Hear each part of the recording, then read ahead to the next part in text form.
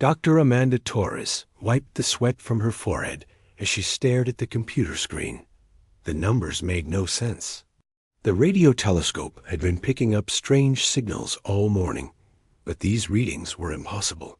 Something massive was moving at the edge of the solar system. She picked up her coffee mug and took a sip of cold coffee. It was 3 a.m, and she had been working alone in the observatory for 6 hours. The night shift was always quiet, but tonight felt different. The air seemed to hum with electricity. Amanda pressed a few buttons and ran the scan again. The results were the same.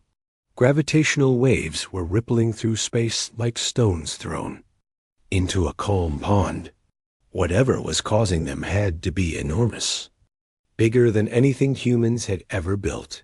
She grabbed her phone and called her supervisor. Dr. Kevin Barnes answered on the 3rd ring, his voice thick with sleep. "This better be important, Amanda." "Sir, you need to get down here right now. I'm seeing gravitational anomalies that shouldn't exist. Something big is coming." There was silence on the other end of the line. Then Kevin sighed. "How big?" Amanda looked at her screen again. The numbers still seemed wrong. Size of a city, maybe bigger. Multiple objects. They're moving fast. "I'll be there in 20 minutes. Commander Jake Morrison was having coffee in his office at the Space Defense Initiative headquarters when the call came in. The voice on the other end belonged to General Patricia Hayes, and she sounded worried. "Jake, we need you in the command center. Now." He set down his mug and walked quickly down the hallway. The command center was buzzing with activity. Dozens of people sat at computer terminals, their faces lit by the glow of monitors. Large screens on the walls showed maps of Earth and the surrounding space. General Hayes met him at the door. She was a small woman with gray hair and sharp eyes. She had been in the military for 30 years and had seen everything. But right now, she looked scared. "What's the situation?" Jake asked. "Unknown objects detected at the edge of the solar system. They appeared about an hour ago. No radio signals, no identification. They're just sitting there." Jake looked at the main screen. Dozens of red dots marked the positions of the unknown objects. They formed a perfect circle around the solar system, like they were surrounding it. How many? 247 confirmed. Each one is approximately the size of Manhattan. Jake felt his stomach drop. Manhattan was 8 miles long and 2 miles wide. Ships that size could carry millions of beings, and there were over 200 of them. Have we tried to communicate? Every frequency, every language. They're not responding to anything. Across the world, people were waking up to the news. Television stations interrupted their regular programs. Radio hosts stopped playing music to talk about the alien ships. Social media exploded with theories and fears. In London, Prime Minister Robert Clark called an emergency meeting. In Moscow, President Viktor Petrov ordered his military to full alert. In Beijing, the Chinese leadership gathered in secret rooms to discuss what this meant for their country, but the aliens remained silent. Dr. Amanda Torres stood outside the observatory and looked up at the night sky. The stars looked the same as always, but she knew they weren't alone anymore. Somewhere out there, enormous ships filled with unknown beings were watching Earth. Kevin Barnes stood beside her. He had arrived an hour ago and confirmed her readings. Now they were waiting for instructions from the government. "What do you think they want?" Amanda asked. Kevin shook his head. "I don't know. If they wanted to destroy us, they probably would have done it already. Maybe they're studying us, or maybe they're waiting for something." Jake Morrison watched the main screen in the command center. The alien ships hadn't moved in 3 hours. They just hung in space like giant metal islands. Every few minutes, one of them would emit a brief energy pulse, but the pulses didn't seem to be directed at Earth. His phone buzzed with a text message from his wife. "Are you okay?" The news is saying aliens are here. He typed back quickly. I'm fine. Can't talk now. Love you. General Hayes approached him with a tablet in her hands. Jake, we're getting reports from around the globe. These things are everywhere. They've surrounded the entire planet. Any weapons detected? That's the strange part. Our sensors can't get a clear reading on them. It's like they're there and not there at the same time. They seem to phase in and out of normal space. Jake studied the data on the tablet. The ships were unlike anything in human science fiction. They didn't look like metal constructions. They seemed to be made of something that bent light around it, making them hard to see directly. Sir, a technician called from across the room. We're getting reports that some of the ships are moving. Everyone turned to look at the main screen. Several of the red dots were changing position. They were moving closer to Earth. Amanda Torres was driving home when it happened. One moment she was listening to the radio, hearing experts debate what the aliens might want. The next moment, her car engine died. She pressed the gas pedal, but nothing happened. The radio went silent. The dashboard lights went out. She tried to start the engine, but it wouldn't turn over. She looked around and saw other cars rolling to a stop on the highway. Drivers were getting out and looking confused. Street lights flickered once and then went dark. Amanda pulled out her phone to call for help. The screen was black. She pressed the power button, but nothing happened. The phone was completely dead dot in the command center.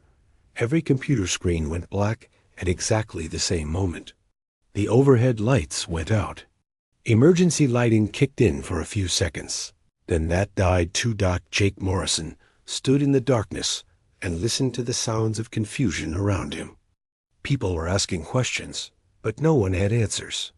Outside, the entire city was dark. No street lights, no building lights, no cars moving on the roads. It was as if someone had flipped a switch and turned off the entire world around the globe. The same thing was happening. New York went dark. London fell silent. Tokyo's neon signs flickered out. Every computer, every phone, every electronic device on Earth stopped working at the same instant. The alien Armada had spoken without saying a word. They had shown humanity exactly how powerful they were. In seconds, they had reduced the most advanced civilization in Earth's history to darkness. But in that darkness, something else began. People started helping each other. Neighbors checked on neighbors. Strangers shared food and water.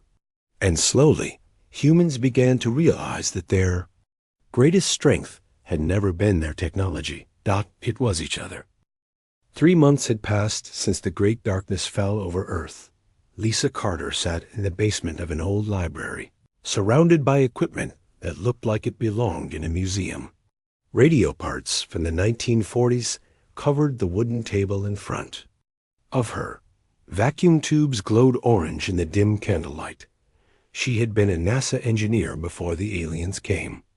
Now she was trying to rebuild communication networks using technology that was older than her grandmother. The strange thing was, it worked. The older the equipment, the better it seemed to function. Lisa adjusted the frequency dial on the radio. Static filled the air. Then a voice broke through. This is Chicago calling. Anyone out there? She grabbed the microphone. Chicago, this is Denver. We hear you loud and clear. The voice on the other end sounded excited. Denver, thank God. We thought we were alone. How many people do you have? About 300 in our group. We're set up in the old downtown area. What's your situation? We have maybe 500 people. We found an old factory with steam. Power. The machines still work, as long as they don't have computer chips. Lisa smiled. It was the first good news she had heard all week. Across the country, small groups of survivors were slowly connecting with each other. They used ham radios, signal fires, and even trained pigeons to send messages. The aliens had made one mistake. They had shut down modern technology, but they had left the old stuff alone. Nobody knew why. Maybe they didn't understand it. Maybe they didn't think it was important. But it gave humans a chance. Carl Rodriguez led his team through the abandoned streets of Detroit. They were looking for useful equipment in the old industrial district. Carl had been a Marine sergeant before the darkness. Now he was a scavenger, searching for anything that could help his community survive. His team carried backpacks full of hand tools and rope. They had learned to travel light and move quietly. The aliens rarely bothered with small groups, but it was better to be careful. Over. Here, called Maria Santos, one of his team members. She was pointing at a building with broken windows. That's the old Ford plant. They might have mechanical equipment inside. Carl nodded. Let's check it out. Remember, we're looking for anything without computer chips. Steam engines, gear systems, manual tools. They entered the building carefully. Inside, they found exactly what they were looking for.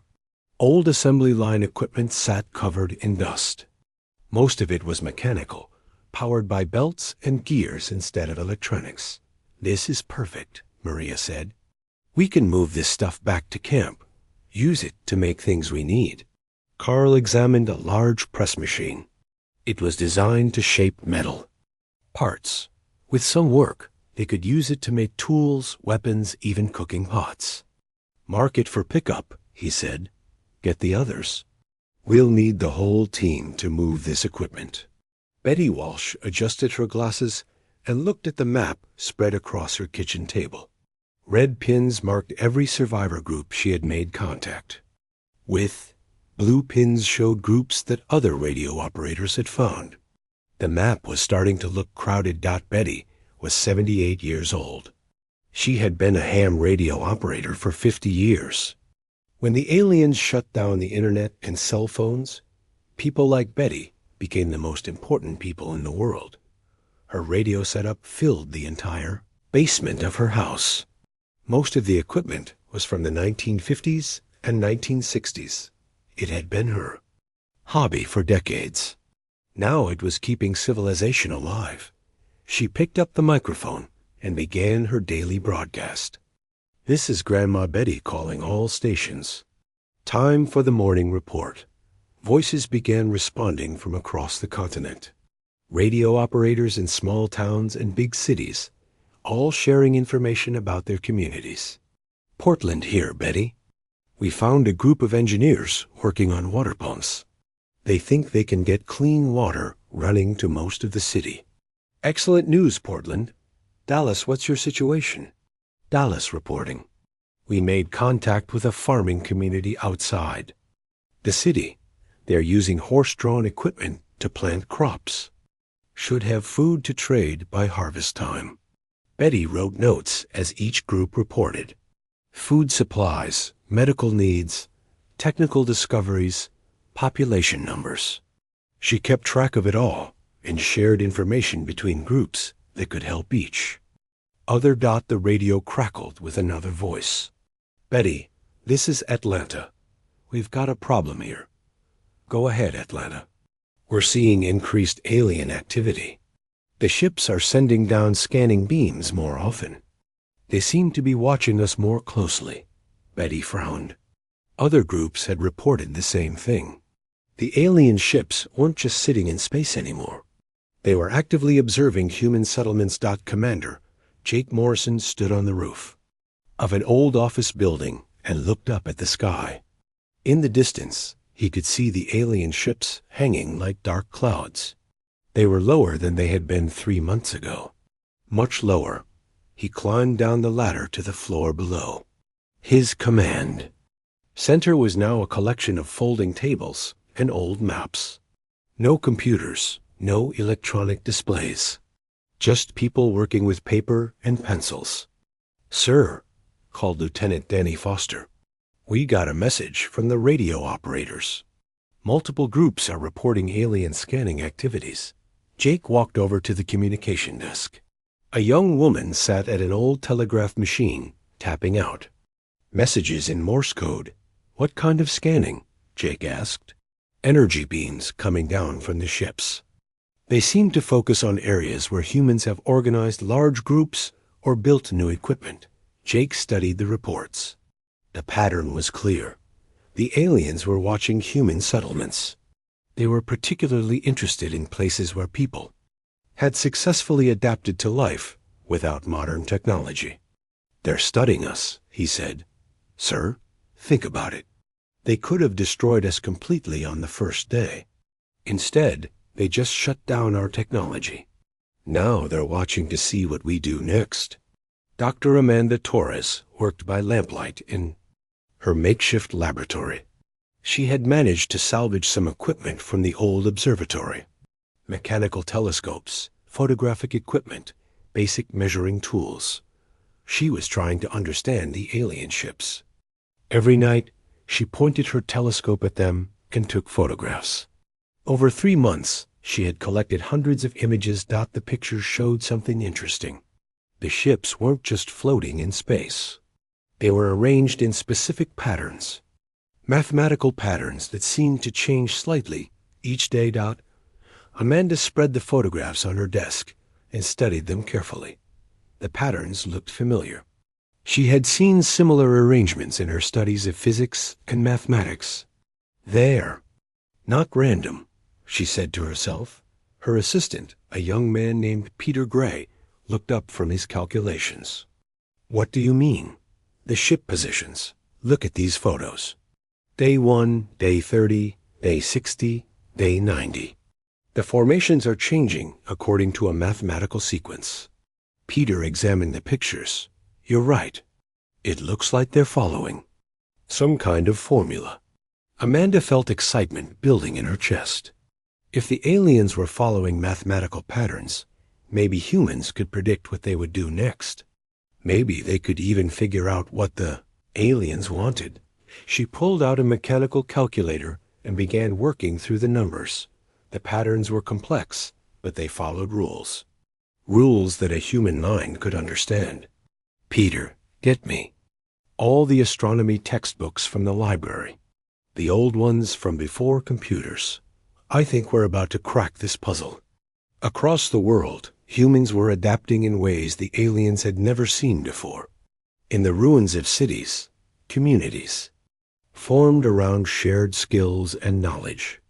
Engineers worked with farmers. Teachers worked with soldiers. Everyone contributed what they could. The darkness that was supposed to destroy human civilization was actually making it stronger. People were learning to trust each other again. They were remembering skills that their grandparents had known. They were building something new from the pieces of the old world. And somewhere above them, in the silent ships, alien observers watched and waited. They had done this test on hundreds of worlds. Most species failed within the first month. They fought each other for resources, or they gave up hope and waited to die. But humans were different. 3 months after losing everything, they were not just surviving, they were thriving. They were building networks of cooperation that spanned continents. They were solving problems with creativity and determination. The test was far from over. Soon, the aliens would begin the next phase. But for now, they watched in fascination as this strange species called humanity proved that their greatest strength had never been their technology. It was their refusal to give up. 1 year after the Great Darkness began, the alien test reached its most difficult phase. Paul Martinez knelt beside a broken water pump in what used to be downtown Phoenix. The engineer wiped sweat from his face as he examined the mechanical parts spread on the ground. Even the simple gears are seizing up, he told his team. Whatever the aliens are doing, it's affecting metal itself now. We need to find another way. His assistant, Nancy Webb, held up a piece of carved wood. What about this? I've been experimenting with wooden mechanisms. They still work. Paul took the wooden gear and tested it. It moved smoothly, completely, unaffected by the alien interference. Wood, stone, rope, leather. Anything organic or naturally formed still functions normally. Across the city, other communities were making the same discovery. The alien suppression field had grown so powerful that even the simplest metal tools were becoming unreliable. Humanity was being forced back to the Stone Age, but they were adapting with remarkable creativity. Susan Blake stood in front of 30 children in a makeshift classroom. The former teacher had established schools in survivor communities, but now she faced her greatest challenge. How do you teach mathematics and science when you can't use any modern tools? Today, we're going to learn about pulleys and levers, she announced. Who can tell me why these simple machines are important? A young boy named Tommy raised his hand. Because they help us move heavy things without electricity? Exactly right, Tommy. Now, everyone pick up the wooden models we made yesterday. The children gathered around tables covered with wooden demonstrations of basic mechanical principles. Susan had spent weeks carving wheels, levers, and inclined planes from tree branches. The aliens took away our computers, she said, but they can't take away the laws of physics. If we understand how forces work, we can build anything we need. Susan's schools were appearing in communities around the world. Teachers were sharing lessons through networks of human messengers and signal fires. They taught practical skills like making tools, growing food, and building shelters. But they also taught mathematics, engineering, and scientific thinking. The alien test was making humanity smarter, not weaker. Commander Jake Morrison stood on a hilltop overlooking the valley where his community had built their new settlement. Instead of modern buildings, they had constructed structures from wood, stone, and clay. But the settlement was larger and better organized than many pre-industrial towns. "Sir," called Lieutenant Danny Foster as he climbed the hill, "we got a message from the signal station. Multiple communities are reporting the same thing." "What? Now?" "The alien structures are activating. The geometric pyramids they placed around the world. They're starting to project images." Jake felt his heart race. After a year of silence, the aliens were finally showing them something new. "What kind of images?" "Blueprints, sir. Technical diagrams, but not for any technology we recognize." Jake followed Danny down the hill to the communication center. Their message system now relied entirely on human runners, signal mirrors, and smoke signals. It was slower than radio, but it worked. The latest reports were coming in from around the Thor globe. In London, the alien structure in Hyde Park was projecting a complex three-dimensional diagram into the air. In Tokyo, another structure was displaying what looked like mathematical formulas. In Sydney, the pyramid showed images of strange machines. "Get me a team together," Jake ordered. "We're going to the nearest structure to see this for ourselves." Dr. Rachel Morris crouched behind a concrete barrier and stared at the alien structure in amazement. The geometric pyramid was glowing with soft blue light, and above it floated a holographic display showing incredibly detailed technical specifications. "Are you getting all this?"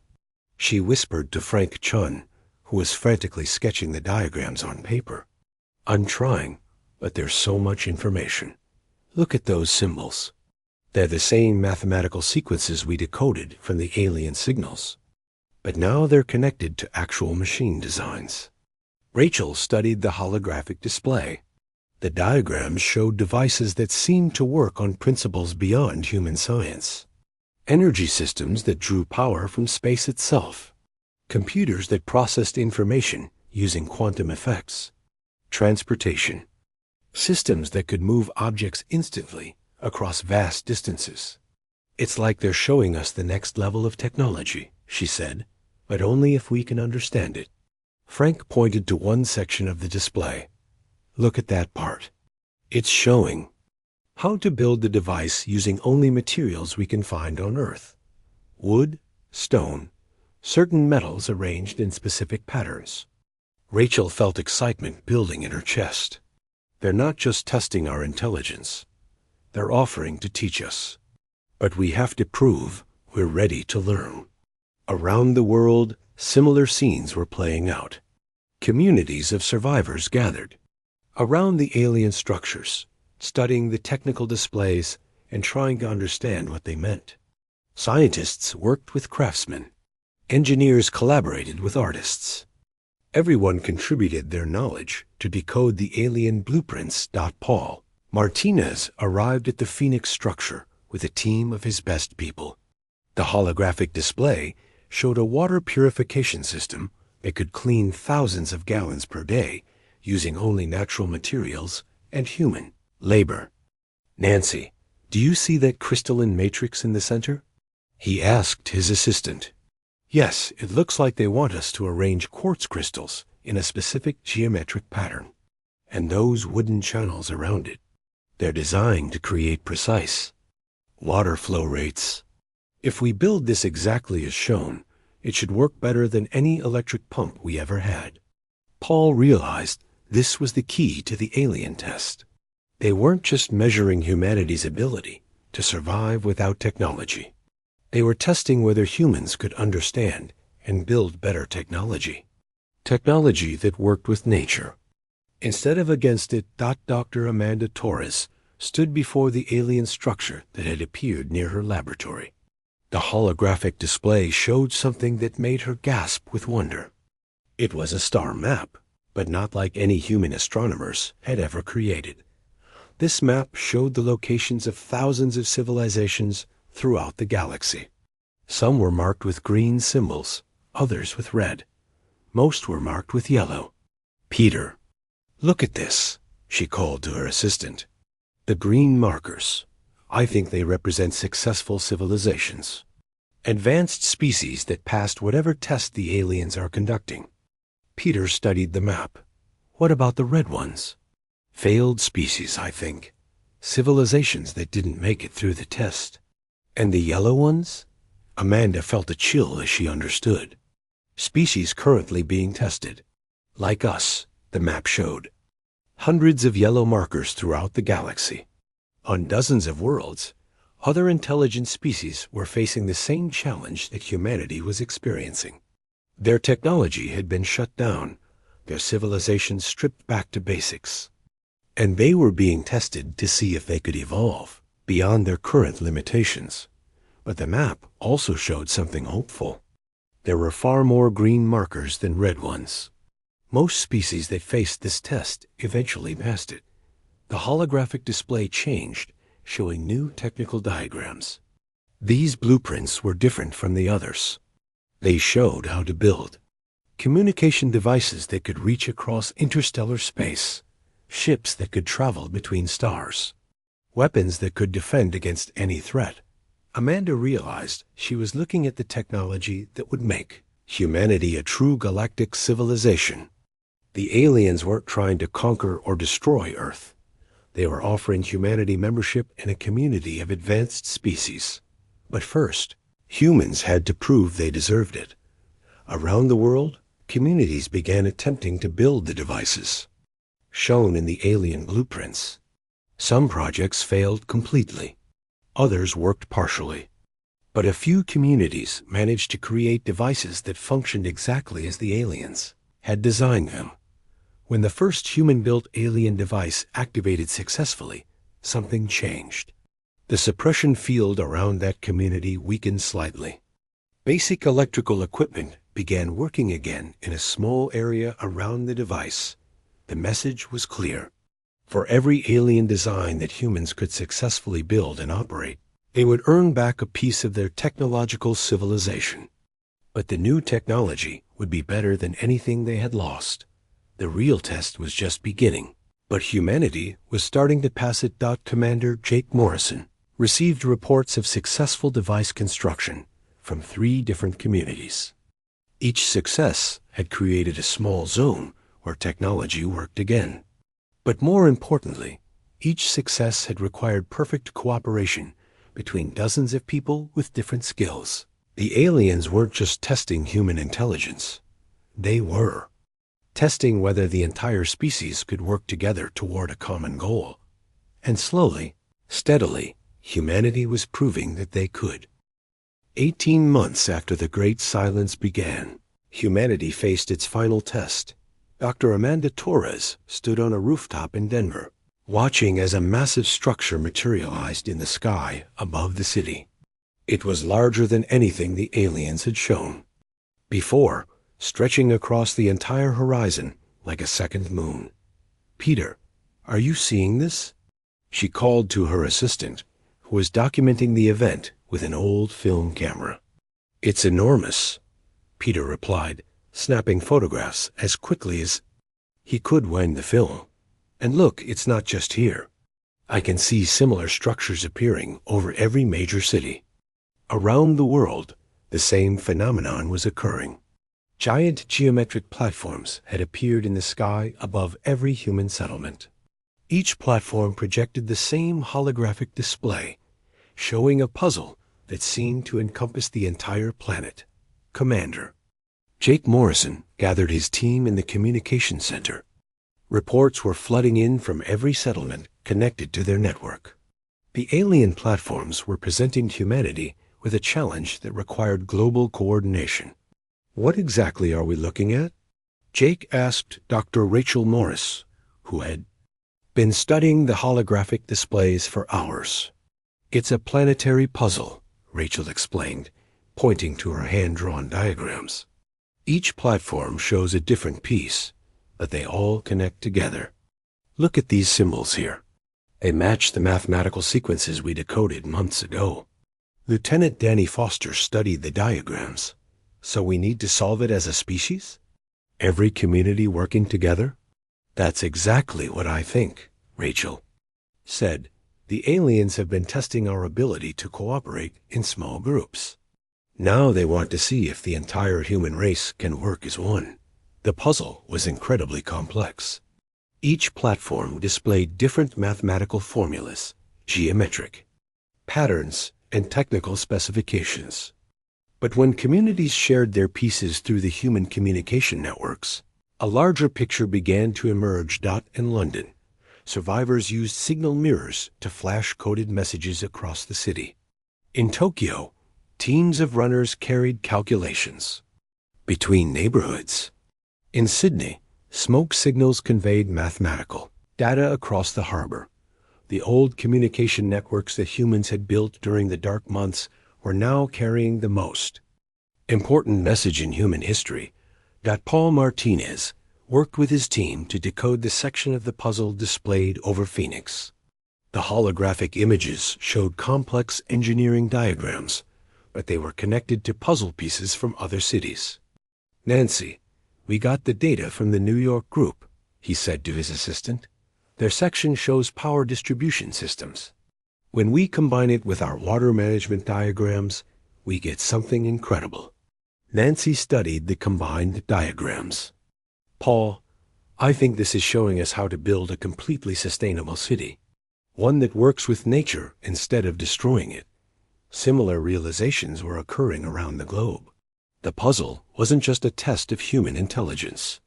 It was a blueprint for a new kind of civilization, one that used advanced technology but remained in harmony with the natural world. Dr. Amanda Torres made the most important discovery of all when she combined data from 12 different cities.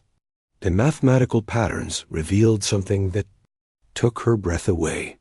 "Peter, this isn't just about Earth," she said, her voice filled with wonder.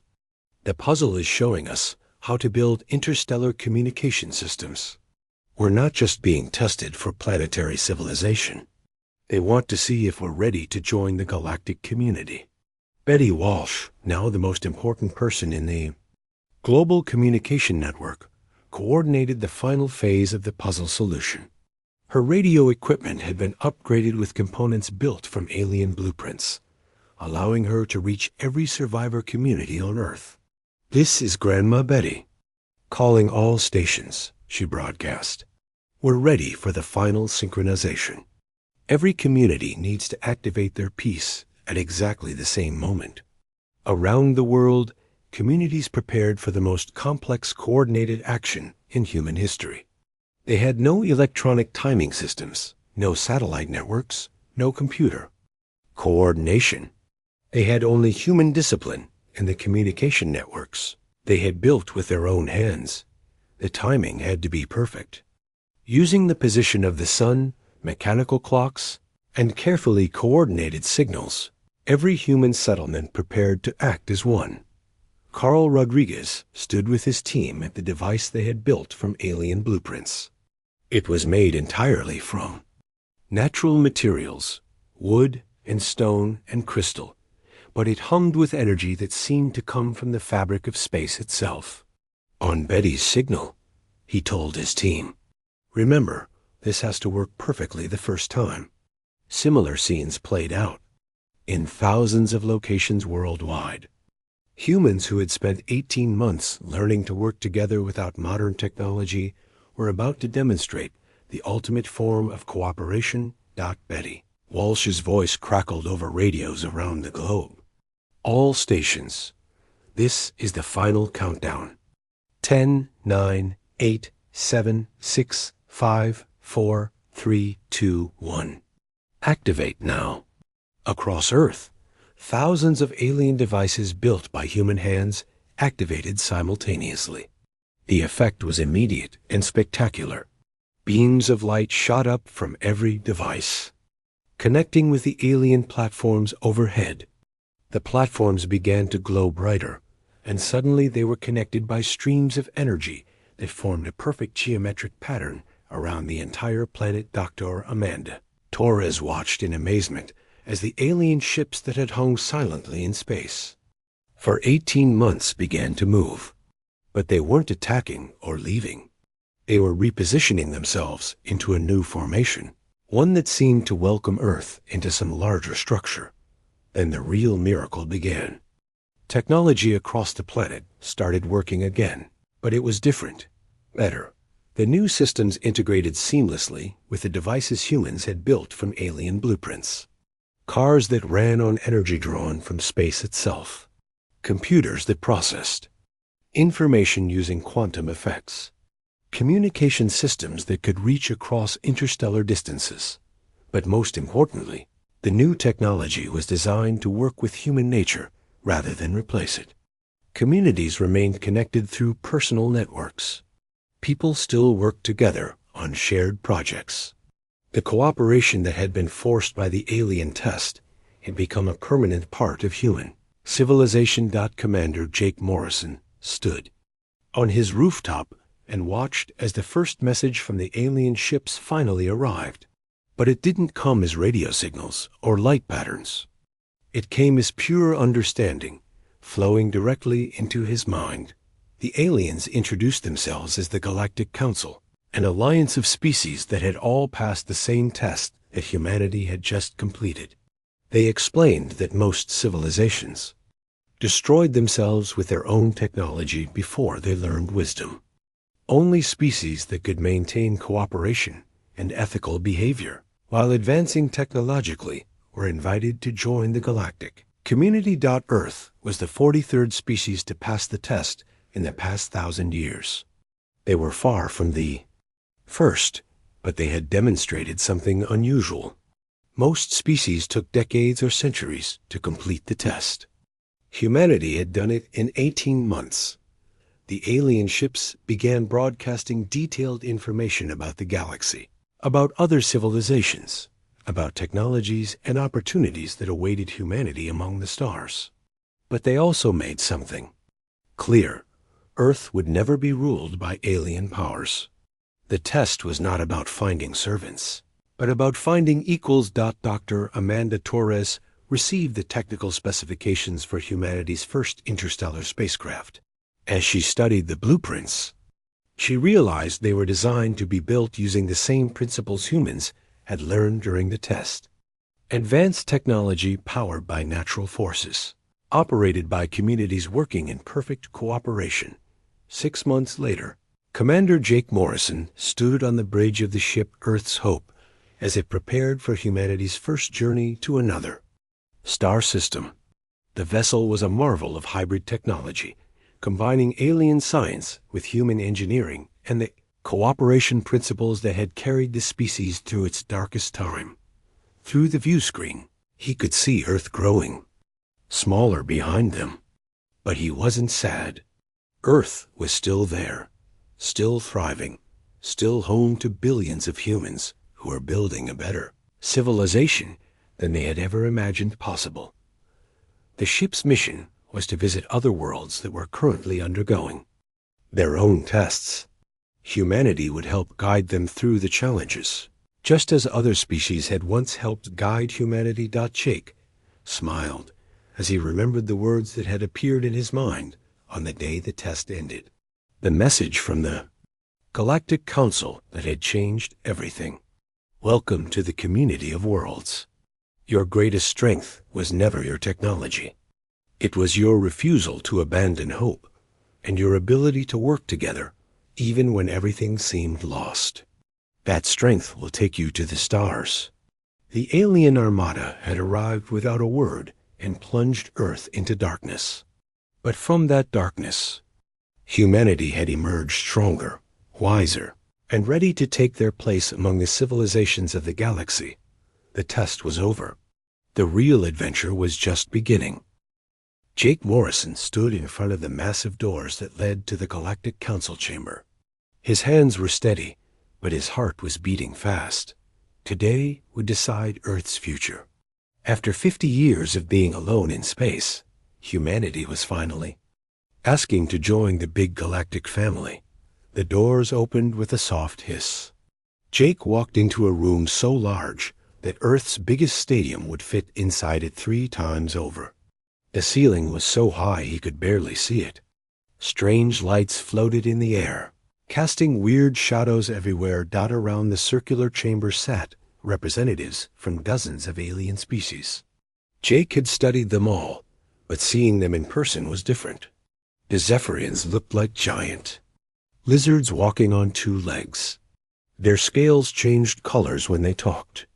The Valdari were made of living crystal that sang when they moved.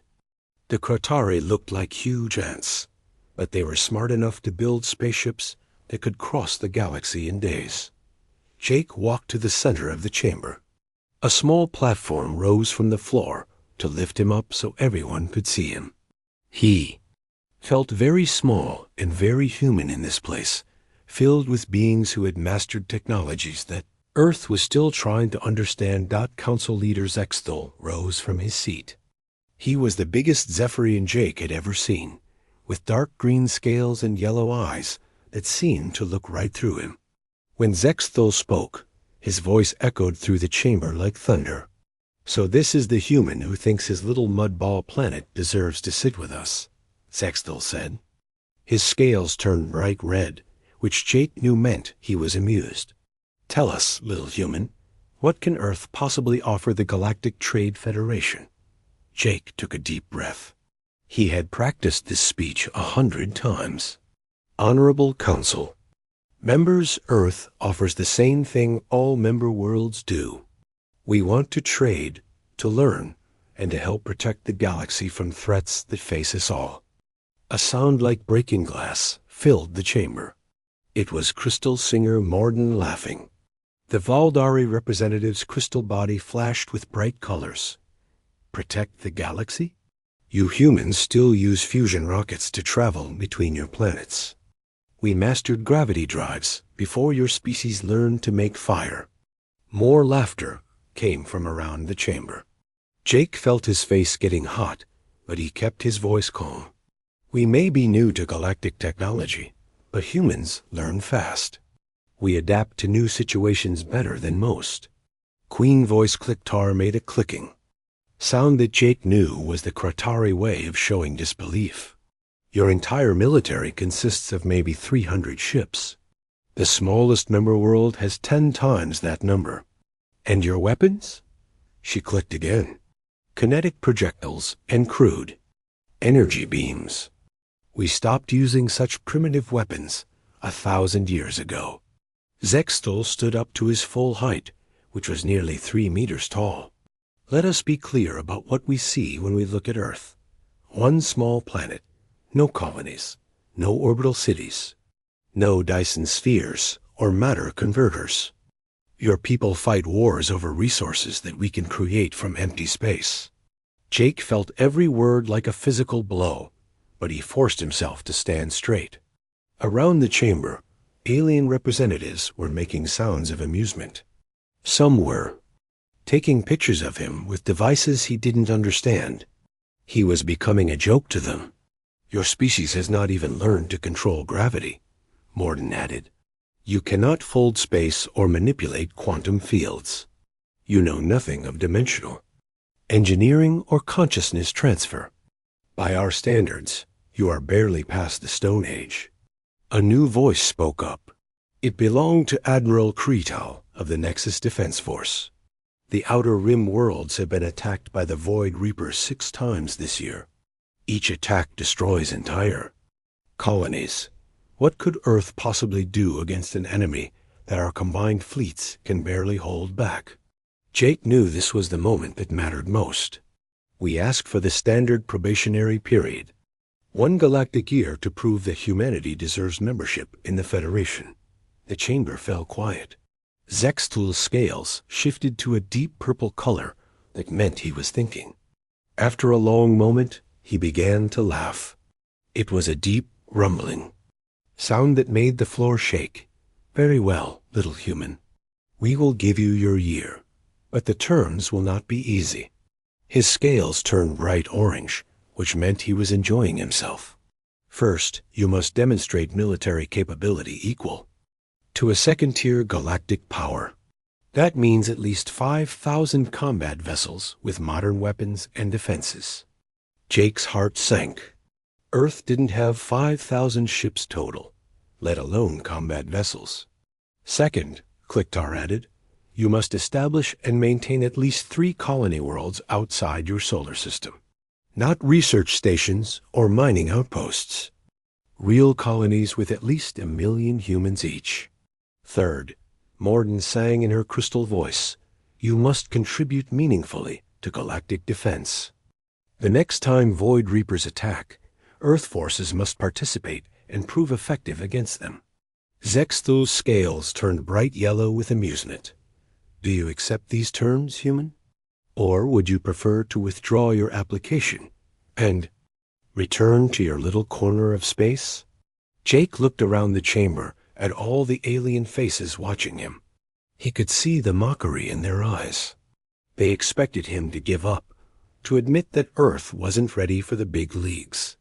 Some of them were already making bets on how quickly he would surrender. Instead, Jake smiled. It was the first time he had smiled since entering the chamber. Earth accepts your terms, Honorable Council. We will prove ourselves worthy of membership within 1 galactic year. The laughter that followed was even louder than before. Jake heard comments in dozens of languages, most of them mocking. But he didn't care. As he walked toward the exit, he reached into his pocket and activated a small device that looked like an ordinary communication pad. The message he sent was only 4 words long, but Jake knew it would change everything. He typed quickly and hit send. The message traveled through quantum space, reaching Earth in seconds. On the other side of the galaxy, deep beneath the surface of Earth's moon, Dr. Lisa Carter received the message and smiled. She walked over to a massive wall display that showed the construction progress of humanity's greatest secret. The message Jake had sent was simple. Project Titan is authorized. As Jake left the Galactic Council chamber, he could still hear the aliens laughing behind him. They thought Earth was weak. They thought humans were primitive and helpless. They had no idea what was coming. Within hours, construction crews on the far side of the moon began working around the clock. In hidden shipyards throughout the solar system, projects that had been waiting for 50 years suddenly came alive with activity. The aliens had laughed at Earth. Soon they would understand. Their mistake